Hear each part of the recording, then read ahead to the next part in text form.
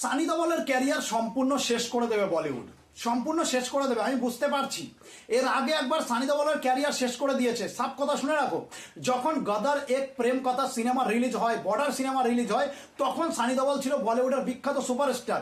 কিন্তু তারপরে আর সানি দেওয়ালকে দেখা যায়নি। কেন জানো?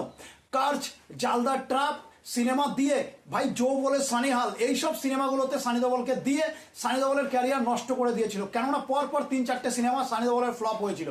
আর সেই কারণে সানি দেওয়াল এতদিন বলিউডের বাইরে ছিল, এতদিন বলিউডের বাইরে ছিল।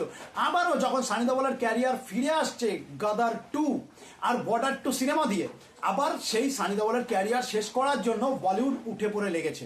ভাই বাটোয়ারা 1947, আমি সোজা কথাই বলবো, গদার এক প্রেম কথা সিনেমার উল্টো উল্টো একদম সেম সিনেমা, শুধুমাত্র গদার এক প্রেম কথায় হিন্দুস্তান দেখানো হয়েছে, আর বাটোয়ারা 1947 সিনেমায় পাকিস্তানকে দেখানো হয়েছে, সম্পূর্ণ পাকিস্তানকে। ওখানে কোনো ইন্ডিয়া নেই, সম্পূর্ণ পাকিস্তানের কাহিনী দেখানো হয়েছে যে পাকিস্তানে কি হয়, পাকিস্তানে কি হয়েছিল, পাকিস্তানকে ভালো দেখানো হয়েছে। ভাই এই সিনেমাটা প্রডিউস করছে আমির খান, বুঝতে হবে।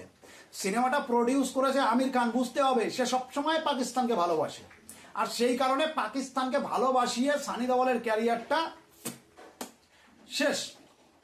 পরিষ্কার কথা শুনে রাখো, এই সিনেমা তো ফ্লপ হয়েই গেছে সানি দেওয়ালের, কিচ্ছু করার নেই।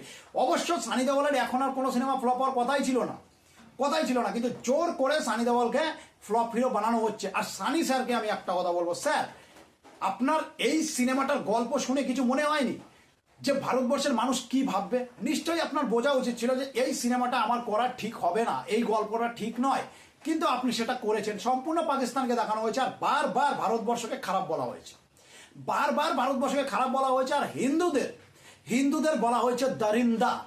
দারিন্দা মানে কি সেটা নিশ্চয়ই বুঝতে পারছো, হিন্দিতে দারিন্দা বলা হয়, আর বাংলায় কি বলা হয়? শয়তান, বদমাস, এই ধরনের কথাবার্তা আর কি। হিন্দুরা সম্পূর্ণ ডাইরেক্ট বলছে এই সিনেমায়, ডাইরেক্ট একদম, মানে সিনেমা সম্পূর্ণ এক, শুধুমাত্র ইন্ডিয়া আর পাকিস্তান।